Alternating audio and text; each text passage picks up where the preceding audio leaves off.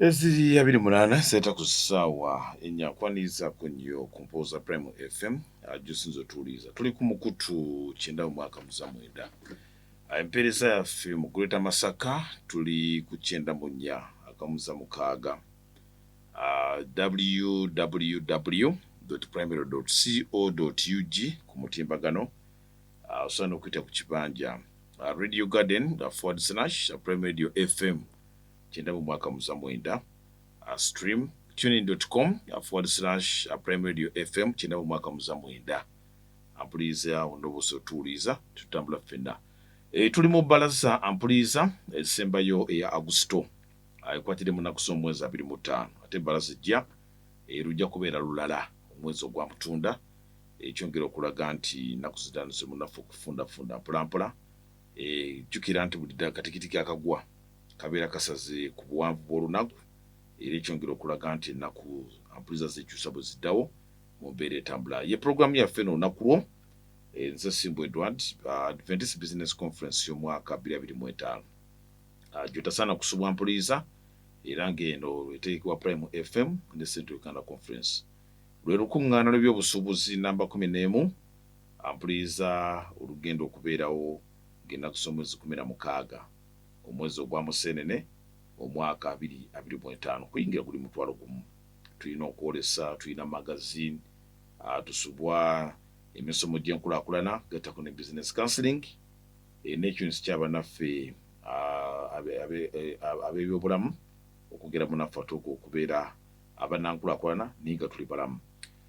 Twongera okutegeeza abantu mwenna nti tukyalina space y'emidaala egy'okwolesa era enamba y'essimu 0753 ejja kuyamba nnyo. Enkiiko za NRM wali olugenda mu maaso Kololo era mujjukira akafuba akali mu maka gwa pulezidenti wakati w'ekifo eky'omumyuka wa ssentebe wa NRM ekyabakyala femera mpuliza ekifo ekyo bakulu ababiri bakyaganya okutabagana eyali sipiika ne sipiika. Ebigambo bikyali awo bingi nnyo naye nga ate ffe lumu tubiyigiramu ga nti bwe mutyo mutusasudde bwe njiwawo omubiri nenkola ekintu bwotyo bwonsasula waliwo omukuyadde akyogera yaga nti ebbanga lyembakoledde mwagala kunsasula bwe mutyo. So message yabadde wa content mungi ku buli muntu kyayinza okujjayo okwongera okukigerageranya ku bulamu bw'ensigo bufaana kakati wakati w'omwana w'omuntu sako n'embeera ng'ensigo efaanana emuligaga nti nga mpeereza ekibiina ekyo n'okwagala naye munsasuddemu bwe mutyo. Bingi ampuliza ne katulinde kuba demokolasiya goyinza okwogerako nti bwe kiba nti kusalawo kw'abantu kale ate nga bammemba ne kusinza ku mateeka agalambikibwa egagenda osalawo ekyo tulinze bingi ampuliza bigenda okutambula oba oliawo. Gavumenti ya Uganda yegasse ampuliza ku mawanga amalala. Gavumenti ya America geeyagala ogiyambako naddala mu kubudamya abantu beesindiikiriza. Kintu ekibuzaabuzaamu nti America erina amawanga getanasa otutunulira okubeera nga dumping grounds. Kino omusajja n'agamba nti nze abazzi b'emisango ab'olulango bengoba mu nsi yange ate nsaba amawanga gennyenda okuwa ssente gabankuumire. Kyekiri Omuganda kyagamba nti nakusinga amaanyi akubisa ne gw'okutte nti ye alina gw'asindiikiriza criminal record ye si nnungi naddala ku kiyinza okwogerako lwaki ensonga lwaki amusindiikiriza. Kati nabwe kityampuliriza kitandise okweyoleka nti bakrimino oba abazzi b'emisango n'abantu abayingira olukalwa lwa America mu bukyamu ampuliriza waliwo endagaano ezatuukiddwako wakati w'amawanga ago. Kati oguyinza okujja bagira we wano wayingira America mu bukyamu naye ate baagala kukuzza ate mu nsi. Kati waliwo abantu abafuluma ensi zaabwe waliwo ensonga ezabatwala ezizingira mu layini y'ebyobufuzi nga giziyinza okuggwera eyinza okubeera political persecution. Kati yali yagenda yatya nti nayinamu obuzibu oba obutakkaanya n'obukulembeze obwensi gye nava ku nsonga ez'ekusa ku by'obufuzi. Kaya tulaba akatego we kakwata ak'okudda eka ab'ekitongole kiri ekya ICE n'ebitongole ebirala ne basalawo nti bakuzza eka. Kati laba ate woogwa muganda emmanyo g'empisi eno gye wadduka ne olw'ensonga ezoyinza okwogerako ez'obutakkaanya obwali bweruka by'obufuzi. Kakati Uganda mpuliriza lyerimu ku mawanga amavanyuma.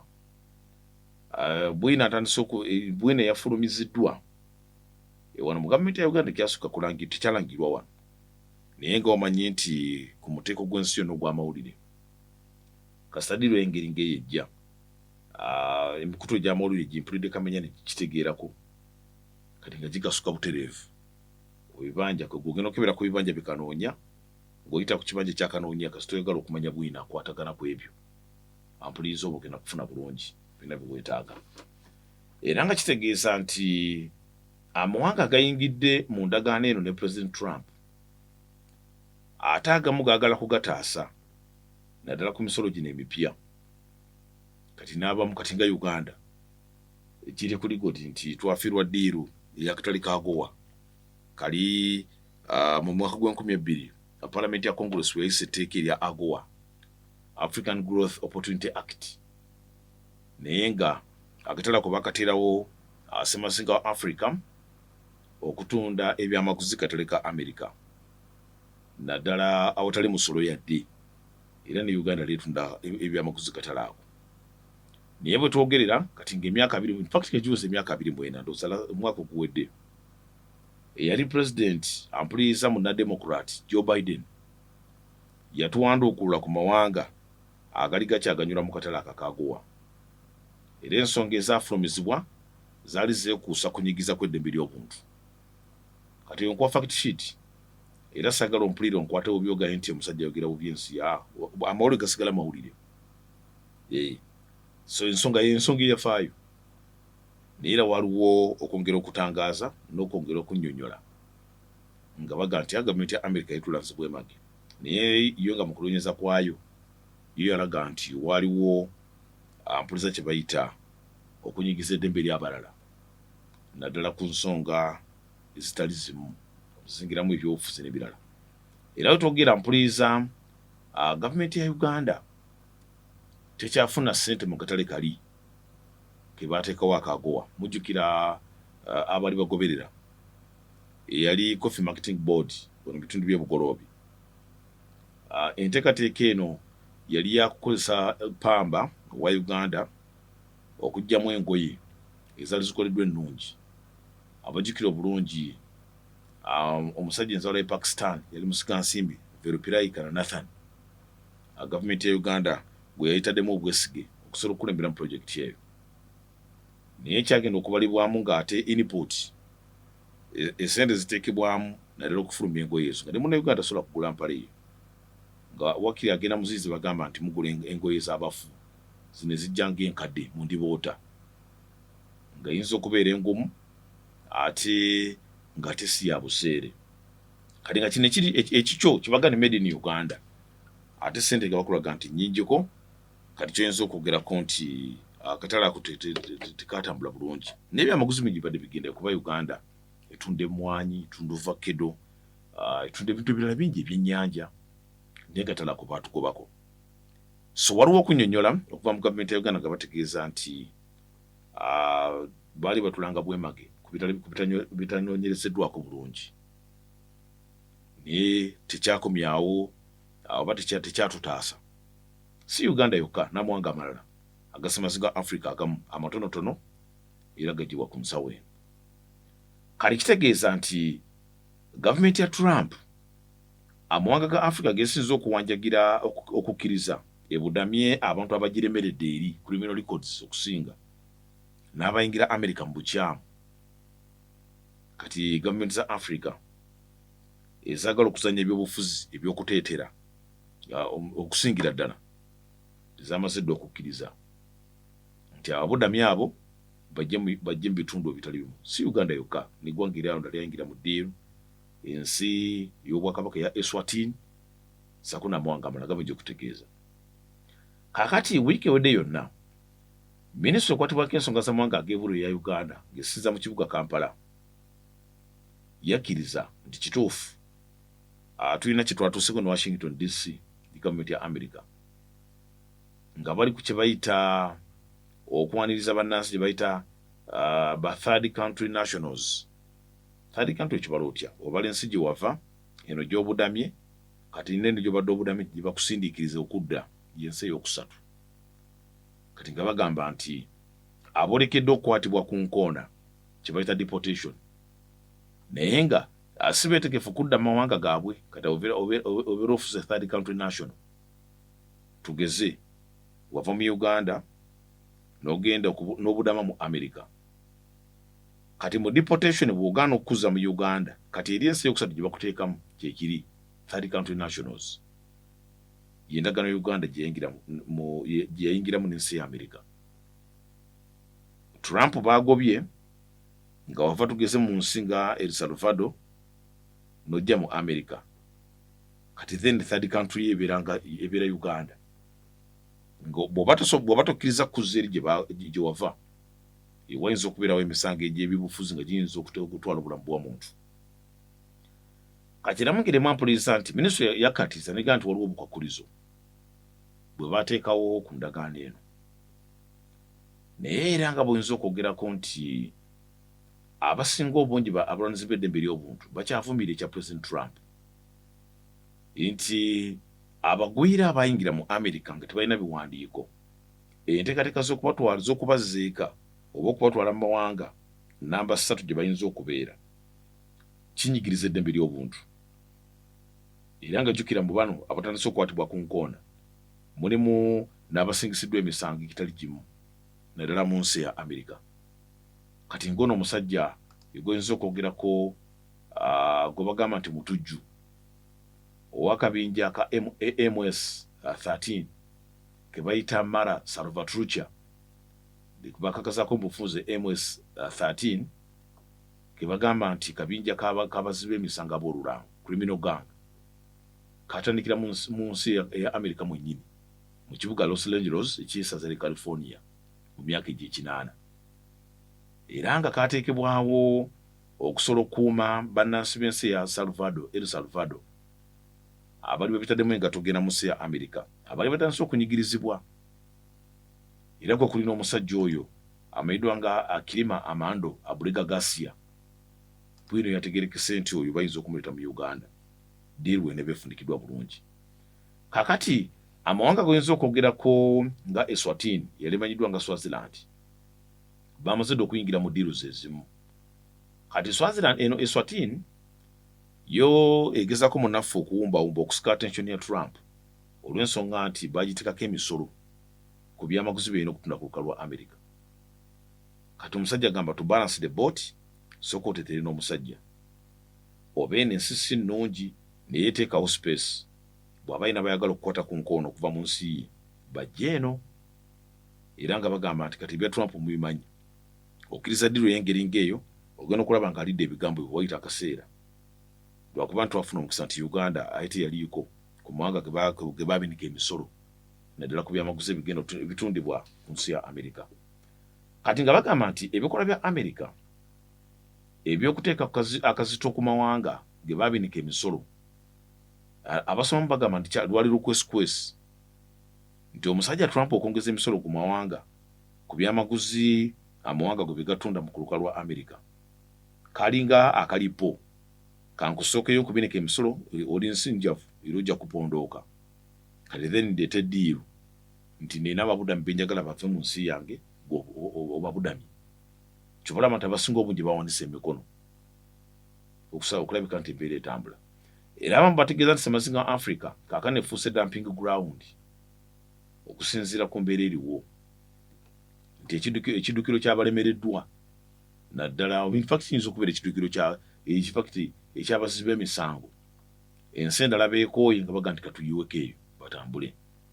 Kaakati endagaano nampuliriza okusinziira ku bubaka bwafulumira ku mukuto gwa X naku lwa Thursday week eyise omutesitesi omukulu mu minisitule y'ensonga z'amawanga ag'ebweru ya Uganda Vincent Bagiire Waiswa yakkiriza n'agamba nti kituufu waliwo gye bayita temporary arrangement oba ekiseera naye nga ezingiramu n'ensi ya Amerika naye teyanokolayo biseera ki oba nti bw'obanga bakutte ku nkoona n'ojja mu Uganda ogenda kumalamu bbanga ki n'ebirala naye ng'ekyategerekeseko ekyasooka kati ng'ono omusajja gwegambye El Salvador yava mu nsi ya El Salvador kati najja mu Amerika musajja akatonda oyo okuva 1999 kati bimuddugalidde kaakati kati wajja Uganda kitegeeze na third country egenda kubeera ye mu biseera bye byasigaza ebirala era nabo kitampuliriza kyenzo kwogerako nti wetwogera kati mbuliwo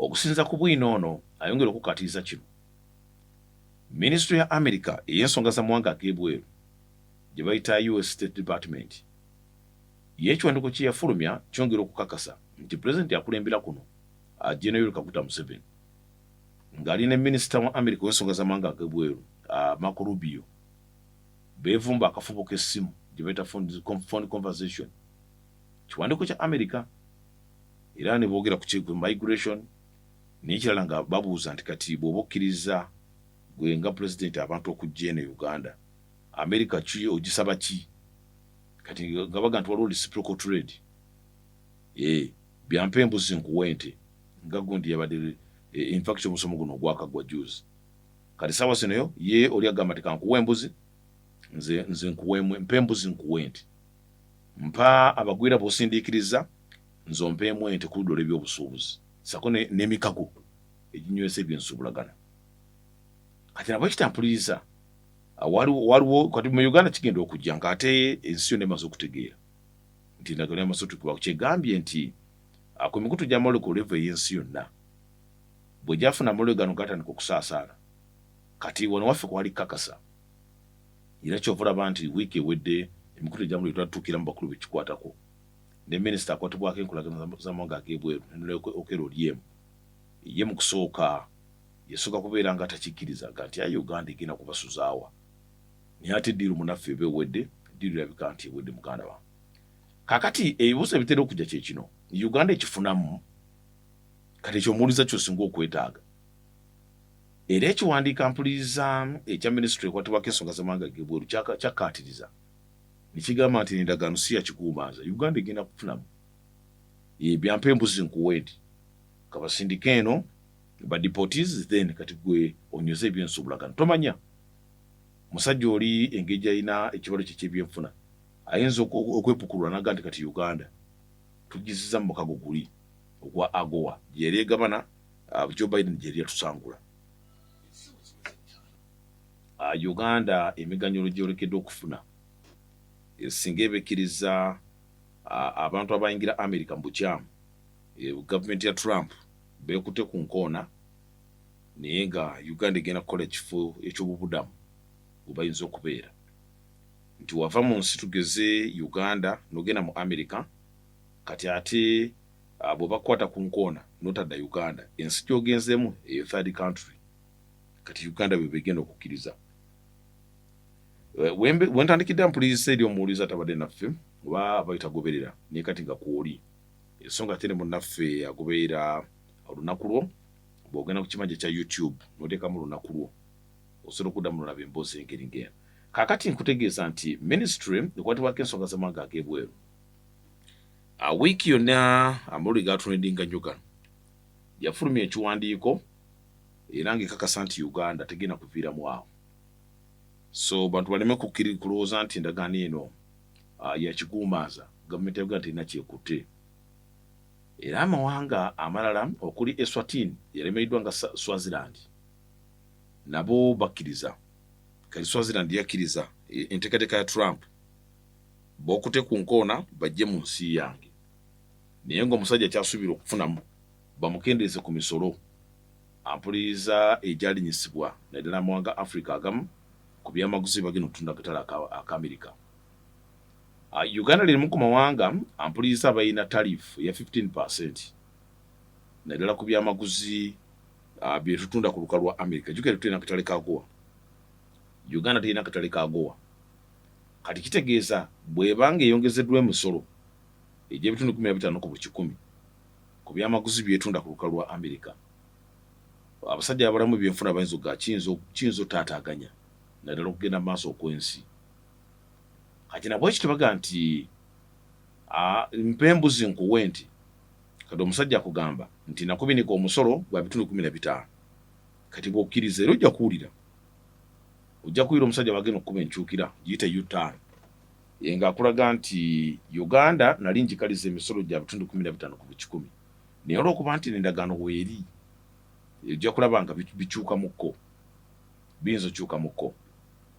Era nabakitampuliriza waliwo abakungu ba gavumenti ku ntandika y'omwezi guno ga emisolo gino gimaze otandika okukola.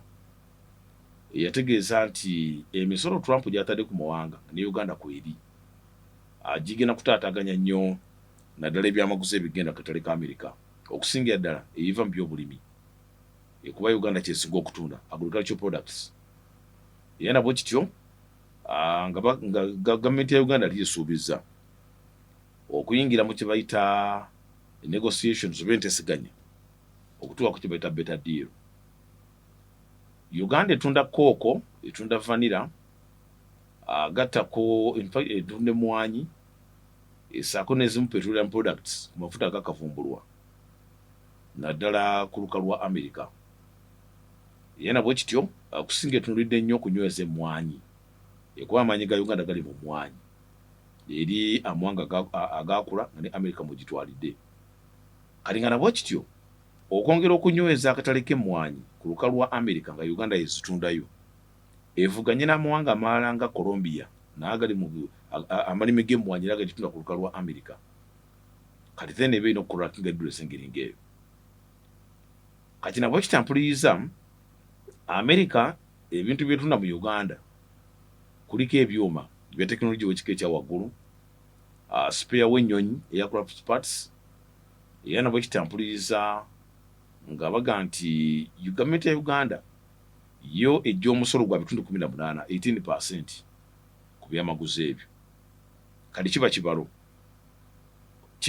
Uganda bwebanga kyetunda kingi ku lukalu lwa America and 15% y'omusolo ebetukuba kubanga ate yo America kyogigulako si kingi nnyo obaolyawo nti spare parts Uganda gwegula si yali awo mungi kubanga fleet yaffe si yali awo nti anene nnyo.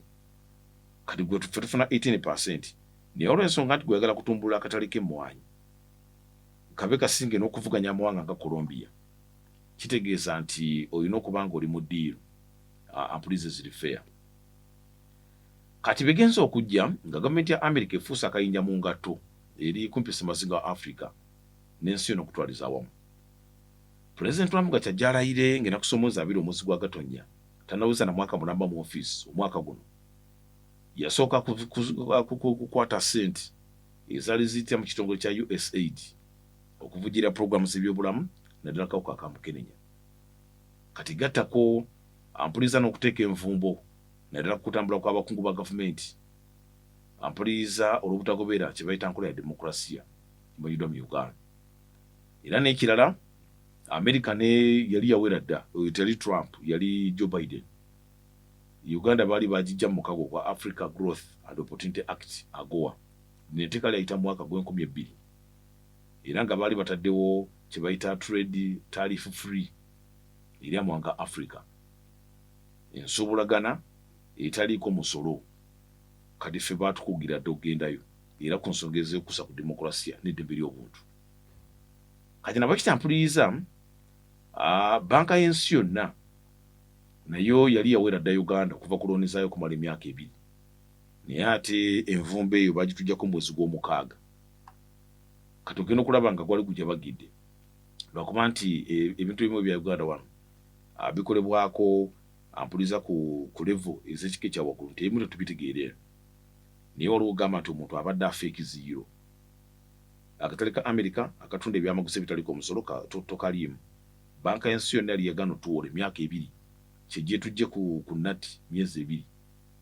Kati then gattako n'omusolo mpya ogwa 15% ogwatandika okukola mu Augusito omwaka guno gwe tulimu.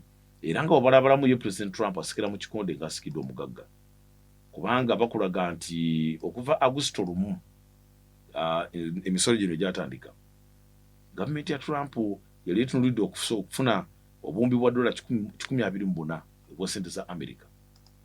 Kati nga kikulaga nti omusajja yateekawo embeera ate munafika agenda kifunamu. So n'ebirala nga byonna bigendera mpuliriza kuyita mu mbeera y'okuteeseganya. Kati wabadde yeebuuza nti Uganda ekifuniramu wa? Tuli ku kazito. Musolo gukyali waggulu nnyo ku bintu by'ettunda ebweru.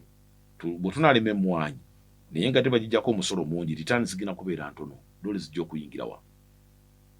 Kati nabwe kitya mpuliriza okusinziira ku mbeera eriwo kyonza okwogerako nti gavumenti ya Uganda terina kyakkola.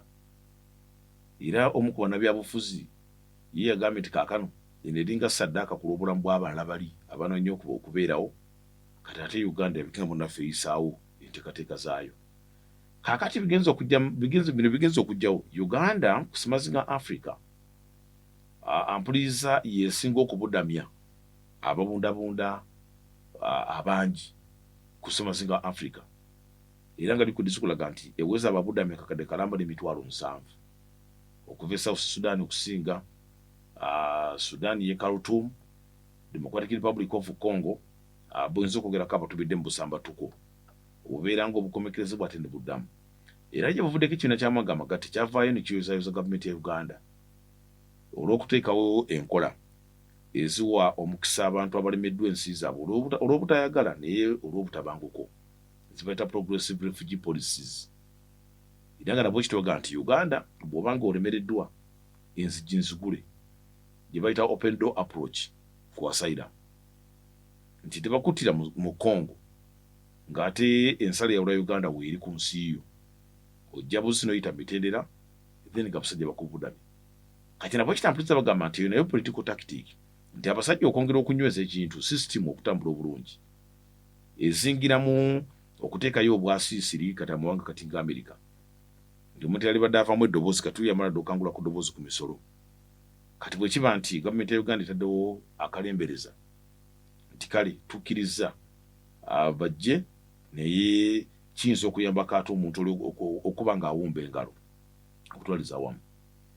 Kati nabwe kitampuliriza agamba nti kituufu abodami bagenda kujja mu Uganda naye era nga omanyi abali kudda olwabula gavumenti bagamba nti likodi y'eddembe ly'obuntu mu Uganda okuva ddala mu myaka gya 1996 gavumenti ya NRM gijja mu bukulembeze nga lw'okuba nti n'obulwa obumu in fact akalulu k'obwa president ebadde zibadde nga landslide wins, so nga ate bannabyabufuzi abamu abali kudda oluwabula tebeetaya bulungi bugezaho okugjayo ensonga eraga nti kuba gavumenti kiggweera mu mbeera si nnyangu. So nabwe kitampulizaamu bagamba nti ino endagaano gavumenti ya president oba gavumenti ya NRM ekulembera Uganda egiyingiddemu mu keetereekerero ak'okulonda okwa bonna okugenda okubeerawo omwaka ogujja. Kati nabwe kito kibeere ng'ekisiiga ekifaananyi nti Uganda ku humanitarian grounds eyiwawo omubiri kibuutikire ensonga ezekuusa ku ddembe ly'obuntu bannabyabufuzi amwe bakigatagata.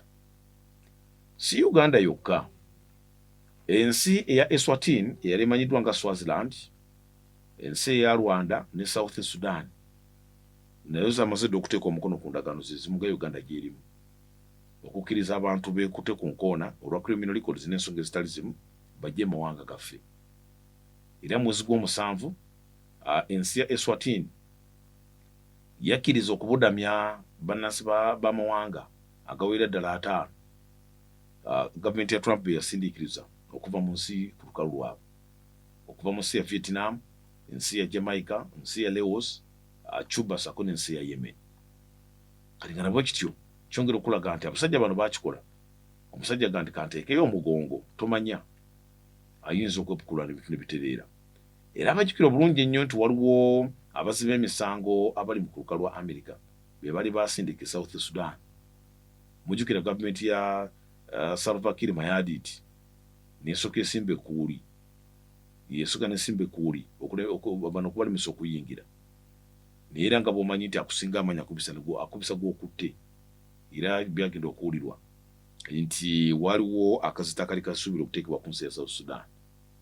musajja akyali mu ntalo talina gavumenti yetengeredde bikyaliwo byandagaano kati ate omusajja bakugamba nti nsindisa abantu ab'engeri ng'eno bw'obeegaana kuba kituufu bagamba nti bali bannansi ba South Sudan ne bagamba nti nedda twetegeeza sibebbo okuteekawo embeera yewankubadde yadde sirina kyakulya tompanye tutumala gampa kyakulya kyonna nekiba nti kituukanye nebisaanyizo obaolyawo era kinajjukirwa nti ekitongole kya DHS ekye America bannansi 8 bye basindika mu South Sudan kwaliko abali bava e Cuba emyama bagiyinza okuyita Myanmar eno Burma Vietnam, Laos, Mexico ne South Sudan. Kale South Sudan yagamba nti tulina be tumanyika bati tubamanyi. Era nga bano bazze emisango omuli first degree murder obutemu robale obwa Congo obwa Kondo drug trafficking okukusebera galagala sakune sexual assault okabasanya by'omukwano naye nga bakikola mu mbeera y'obukake. Kati kino gavumenti embeera embi ampulize okuteeka kazito nti n'omusajja akooyeba kulimiro mu nsi ye ate gwe abakuweereza nawe musajja watuyinza okubanga okyakwata bisubi nina bakusindikira mpuliza kaakati era kirimu ensimbi kankikulage kaakano Rwanda yo yamaze dde okakasa nti neetegefu okufuna ababudami 205 okuva mu America mu nnaku zeetaayogedde bulungi era ekyo kiriko sente ekyo kyagenda okugyawo nga ddiiru ya Rwanda ne Bungereza eri eyazingiramu obukadde bwa pawundi 42 emaze okuyiika mujjukira abasajja abaliko Rishi Sunak muyindi mu Ngereza nga sa minisita okubeera mu bukulembeze obwa omusajja Gordon Brown kati then gattako neesa Stamakia tusegamba nti ekyo tukiyimiriza kuba yali debate nene nnyo. Kakati ng'obuse Africa El Salvador yamaze dde okukkiriza nti egenda kubudamya ababudamya 300 naye nga yeegamba nti ngenda kubudamya abavudde Venezuela okusinga era gavumenti ya America egenda kusasula El Salvador obukadde bwa $600 ndozo kirengedde ekifuna muka naye ekibuzo kiri nti zigenda za muntu za gavumenti. El Salvador egenda kufuna obukadde bwa $600 ng'ekkiriza ababudamya 300 okuva mu America okujja kutaka yo yawadde condition nti njagala be Venezuela. Costa Rica yakkiriza ababudamya 200,000 eri ku Latin America. Afghanistan mu Asia, China nazo Asia, Ghana agattako Buyindi sako n'ensi ya Vietnam.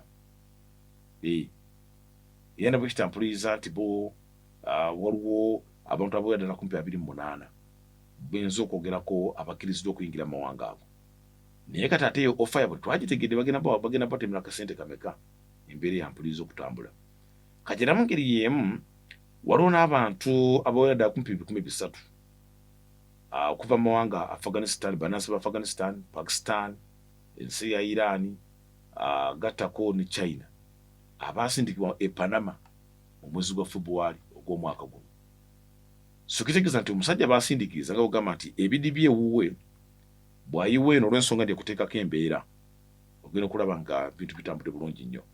Kaakati omusajja amalu gatanase okwogerako goyinza okwogerako ensigo erinze ayinza okujja eno omusajja amanyiddwa nga Kirima Amando Abrego Garcia ono munnansi w'ensi ya El Salvador era abadde asibiddwa in fact abe omusajja atu yali yaggulwako emisango ng'asibiddwa mu kkomera El Salvador gye bayita Terrorism Confinement Center era ensonga z'omusajja ono zikyasi nnyo mu mawulire bakimuteekako nti yali memba w'akabinja k'abatujju akamanyiddwa nga MS-13.